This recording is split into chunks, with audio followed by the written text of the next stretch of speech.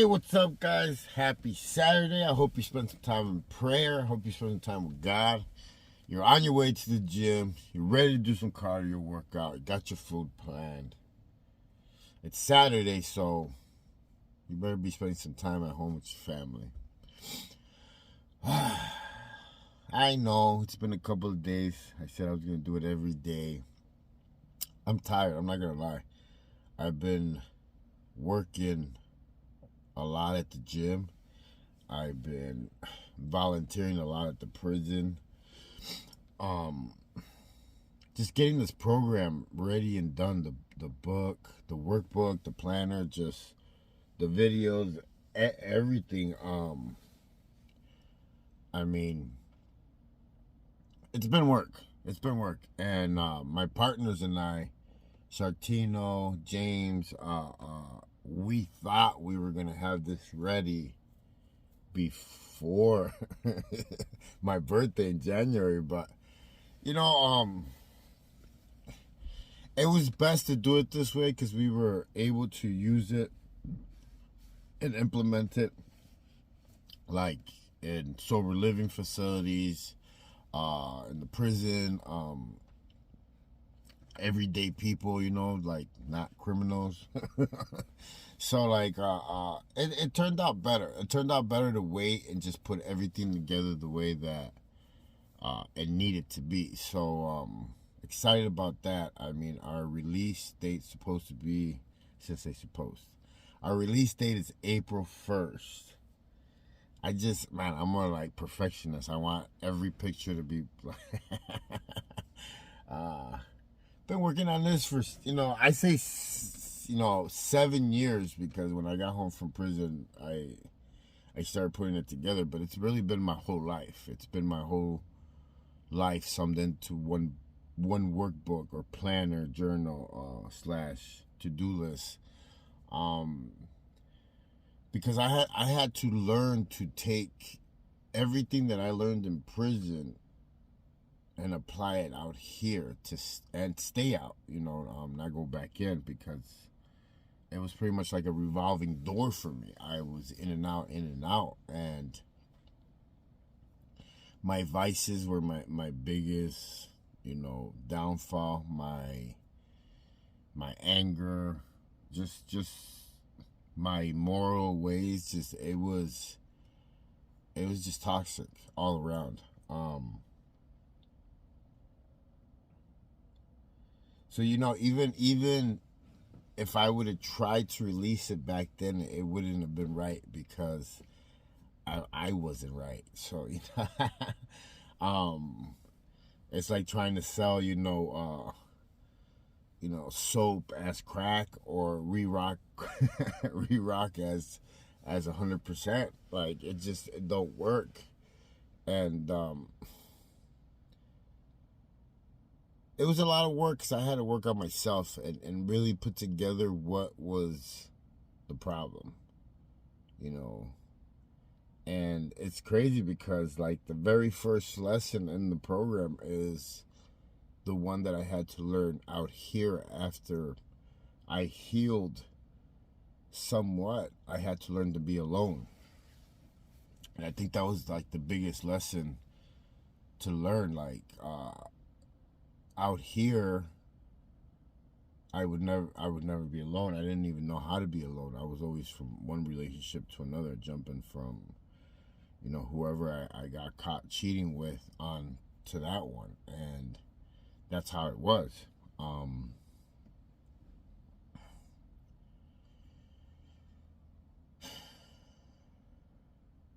Yeah. So me learning to be alone was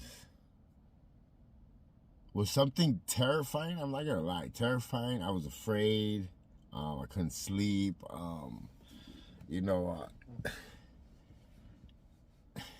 But it's crazy because, so let me explain it. I healed in the part of giving myself, like, sexually, like sleeping around, always having a girl to sleep with. Like, I healed in that part, so I didn't stay up all night thinking about it as I was, like, lonely in my place. You get what I'm saying? So it was it was a good experience to sit there and just enjoy, I guess, being alone and learning to be alone with yourself.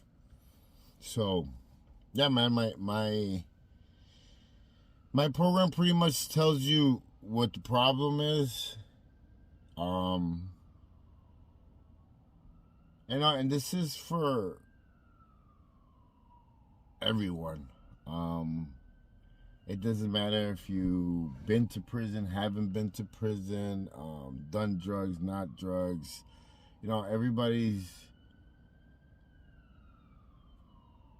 dealing with something, and everybody's always lacking something. So, like, what I give you is the problem, the solution, tools to read about the problem, and some hard questions that you need to ask yourself if you do want to get better.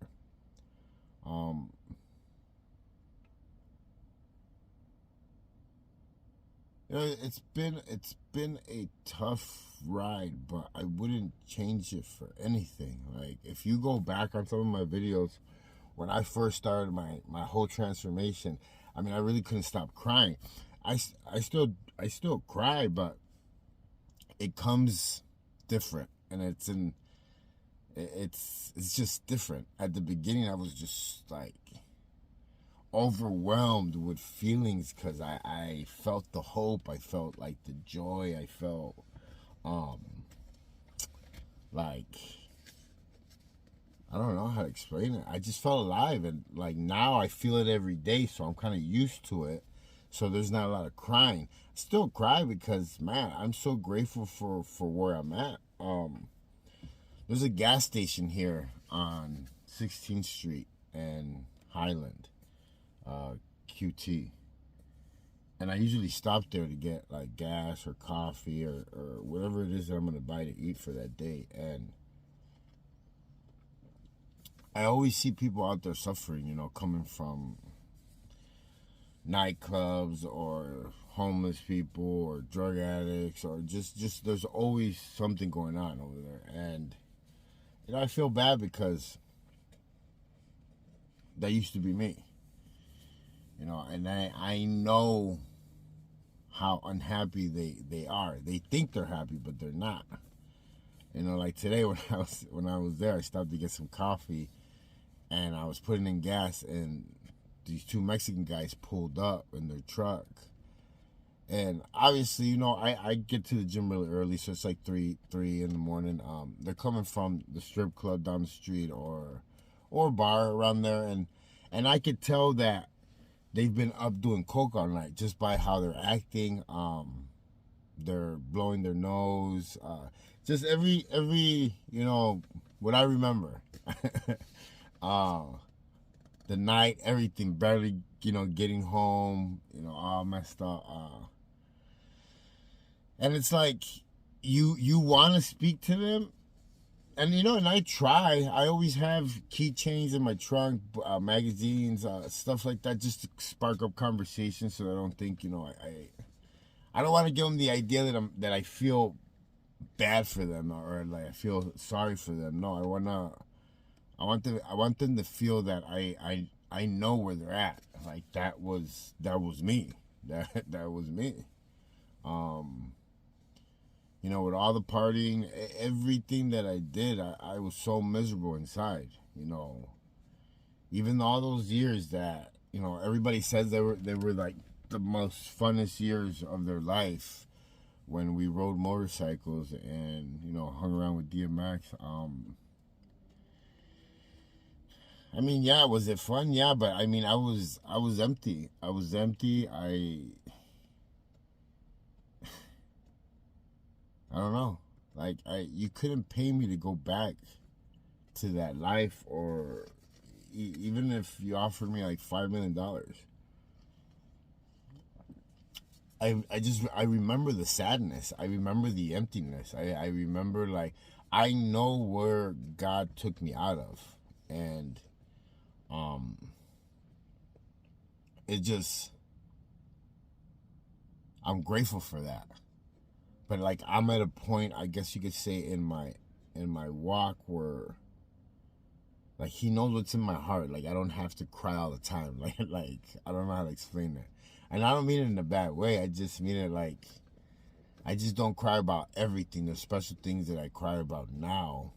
But at the beginning, when I was getting sensified and everything was coming out, is when I cried the most, because I was really getting to know myself, through God, who he wanted me to be and who I needed to be with him. And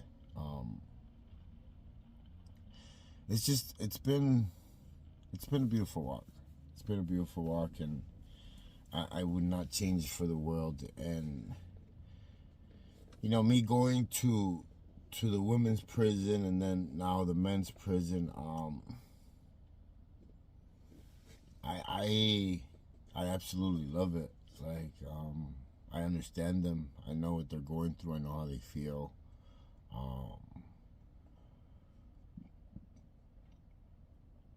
People don't realize that guilt can drive you to a lot of stuff, a lot of bad stuff. And my work there is just very important. I wanted to actually read you guys a letter. We got like 50 letters from the girls. Just what the program is doing, and it's just awesome. Me and my wife were reading them, and it brought tears to my eyes, because I guess I wish I would have had somebody that would have came in and gave me some kind of hope. You see, now I'm gonna cry. Some kind of hope, and maybe I wouldn't have went back 7 times. All right, let's read this one. This one's from AJ. She's one of our star students. Yeah, she's pretty cool. I like her. To who it may concern. The last week of November 2023, JC and Bethany began teaching a class with the goal of instructing us to become physical trainers.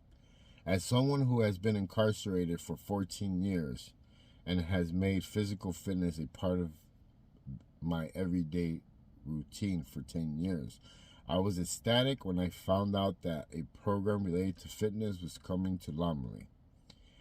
I had so many questions related to fitness that I had accumulated over the years. I was looking forward to a new challenge within my fitness journey. The moment I met JC and Bethany introducing themselves to the class, I was able to feel their passion for fitness and realize their class would have depth and a level deeper than fitness, because we were being taught by JC, who understands what it is to be incarcerated, and Bethany, who as a woman has a testimony which resonates with many of the women here. In a 2-month period, I have been challenged in my fitness goals, learned about nutrition, and I have sacrificed certain foods in order to create a healthier diet for myself. I have teamed up with other women in and out of the class to come together once a day in the evening to work out together.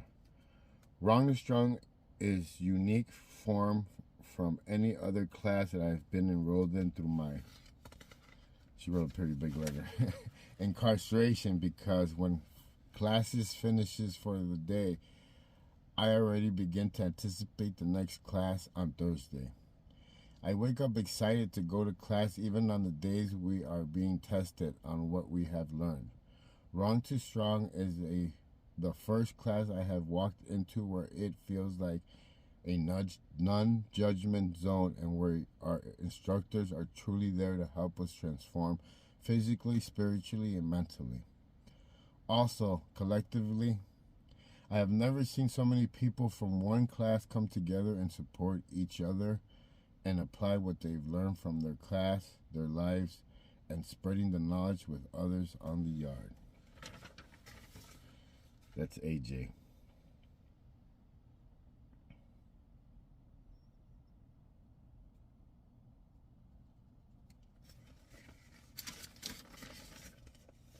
And it just there's letters that are coming from people that are not in the class, but are being, it's causing a chain reaction. A lot of women are stop smoking in the class.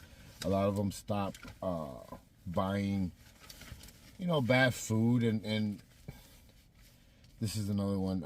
Judith, JC and Bethany's class has helped me so much. Through far, I've learned how to properly take care of my body, not just physically wise, but also health wise as well. They have taught me self-control and discipline, but more importantly, they have given me realization that I am not alone. They've taught me that I cannot be in control of everything, but what I can control is my thoughts, my actions, and my own emotions. Everything else I must give up to my higher power. They have showed me that the more I have a really hard time reading handwriting because I can barely read as it is, but I mean, you guys get the point. 50 letters, okay? 50 letters. The program is impacting a lot of the women. Why? Because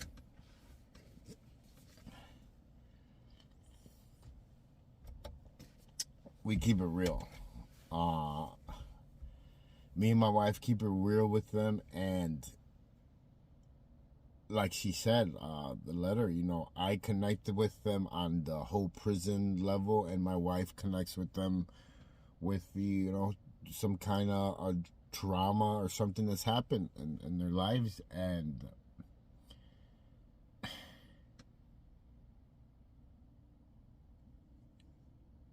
some of them have a long time to still go, and when I say a long time, I'm saying like 16, 17, 20. Some have life. Some are coming home after already doing 15, 20, years. And it's wild, the stories and everything, and I see the complete, like, sadness, brokenness, just complete, wore out. I see it, and that's how I felt, and this is why my work for this is so important to me, because I'm just praying that I'm able to get into every single prison in the United States. We have more prisons in the United States than we have schools, and that's state, federal, and privately owned. My next move is to get into the federal system, and a couple of years back, they offered me a job as a motivational speaker for the for the federal government, for Department of Corrections. But the paperwork that I had to fill out, I'm not gonna lie, like, I got scared, I got intimidated, and I didn't fill it out because most of you guys know I'm not very book smart. I asked a couple people for help. Nobody knew. It was like putting in a bid for the federal government. Like, it was a motivational speaker job, and they were gonna pay me to fly pretty much to all the federal prisons and speak. It would have been a perfect job for me. I wanted it, and this is like 3 years ago. One of my counselors that I had in Florida told me about it, Meadows. Shout outs to Meadows in Florida, Mariana. Shout outs to Carl in Lompoc, in California. Those two guys right there just really worked with me and really gave me hope, and I didn't meet them until like the end of my sentence. They really impacted me. They really did. Yeah, they were CEOs. Yeah, they had, jobs to do, whatever, but they were men. They respected you, and they talked to you like men. And that's the that's like the biggest thing that I tell guys that I meet that are new to like working in the prison system, and I get it, you're dealing with criminals, you're dealing with children, you're dealing with you're dealing with a lot of people with a lot of disorders and a lot of problems, a lot of issues, and I get it because I was one of those people. But I always tell everybody, no matter what, always treat somebody like they're a person. Always. Yes, you have to do your job and do your job, but do it well. Like, even when I tell cops, what does your car say? Your car says to serve and protect your community. Like, we forget that love moves many things, and hate just causes more trouble. I've seen it in the gang life. I've seen it in the money life. I've seen it in everything. And I think that's why I have so much peace in my heart now, because I know that no matter how bad it gets, everything's going to be okay. Like, the storms come, but they go. Everything passes. And I think that's why I've been able to evolve the way I have, because like once I started my walk and I started to see things differently, everything started to change for me. God has been very merciful for letting me be a part of whatever it is that he's got planned for, Wrong and Strong Prison Ministry, Wrong and Strong Podcast in Chicago, Wrong and Strong Sean in Colorado, like Wrong and Strong Rocky in Texas. I mean, there's just, we can't comprehend it because he is who he is, So I just know it's way bigger than what we think. And I know that at one point, my dream in my heart, and I talked about this when I did the show for the National Geographic, is to open a facility one day. I thought it was going to be in Chicago, but it's not looking like that. It's looking like Arizona is going to be home base for Wrong Strong. And like my whole dream was to open up a facility, a Wrong Strong facility that had a gym, like a library, a restaurant, and it housed the inmates coming out of prison that were going through my program, like a halfway house. And then they got to work at the gym, they got to work at the library, they got, like, we would create a system to help these people reintegrate into society and stay out, get better. And that was my dream. I always looked at it as like creating like a X-Men facility. And Wrong to Strong has been deeply on my heart to do that. Why? Because I was gonna, remember guys, I told you guys that I've tried everything under the sun to get better. I was even gonna fly to New York to go into a Buddhist school, Buddhist monk. I don't know if I'm saying it right, but I was gonna go there, and the first month I had to sit in complete silence. I was gonna do a bunch of just crazy stuff because I was so hungry to get better. So there's a school in San Francisco that is run by a nonprofit. It was on 60 Minutes, but I was gonna go there, and they own like a whole block. They own a whole block. They have a restaurant, a construction company, a moving company, a library, and I forgot what else, but they house all their people there for 2 years, and you work for them and go to school, and you don't pay no bills or nothing, but you work for them, and while you're there, you're going to school. They're paying for your school. I was gonna go there, I don't know why God put these really big dreams in my heart. You know, I ask myself that sometimes, especially about like putting this facility together, like everything. And it's funny because like while I was in prison, without even knowing, I was putting together like business plans and what I needed to order, how the facility would look, and it's like he already had placed it in my heart for a reason. And that's why I know that this is going to be like way bigger than I could imagine or even think of. And, you know, Wrong is Strong facility will be located here in Arizona.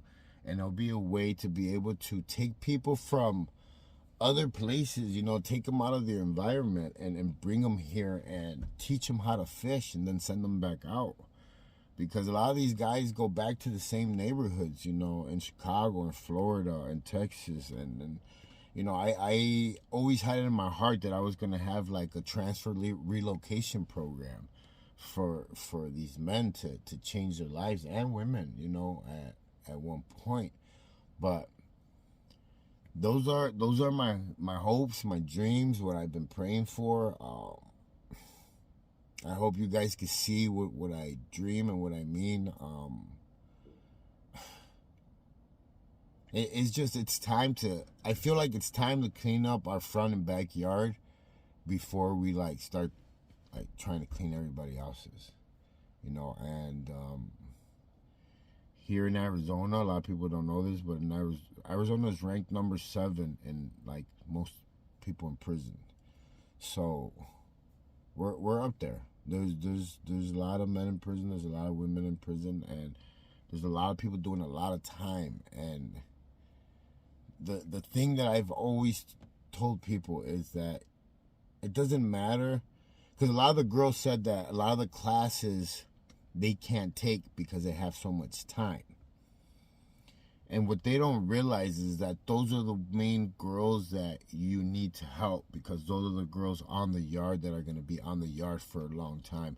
And that's where the transformation starts, within. Remember, God changes your heart, not how you look, not your hair. It's your heart. With that comes a different name, because you get the identity that you're supposed to be with God in your life, not who the world told you had to be. And that's what has to happen, is that we have to be able to train these women that have a lot of time, these men that have a lot of time, for them to be the examples in there. Remember, in there, all the examples are bad. There's a lot of drug use. There's a lot of pornographic stuff. There's a lot of hate. There's just a lot of bad stuff. There needs to be examples of good, so these men can see them, these women can see them. But man, I'm preaching to the choir, man. That's just, it's my dream. I'm deep. It's just something deep in my heart, you know. And with that, I think we covered all the bases, motivational, what's going on, the program. What are we doing about fitness today? Let me see. I'm not going to lie. I had Cheesecake Factory yesterday. Diet, I want to say diet's been about 80% good, 20% bad, just because, and I'm not making excuses, I guess I am. I just been busy. I've been busy, and I get burnt out. I'm not gonna lie, I get burnt out, and sometimes I don't want to do nothing. So workouts have been good. I did back yesterday. Trying to not lift as heavy as I used to, because of, you know, I'm getting older and don't want no issues. But other than that, everything's good. Beth is good. She's loving the prison thing. It's really coming together. The test, just the girls are doing really good. I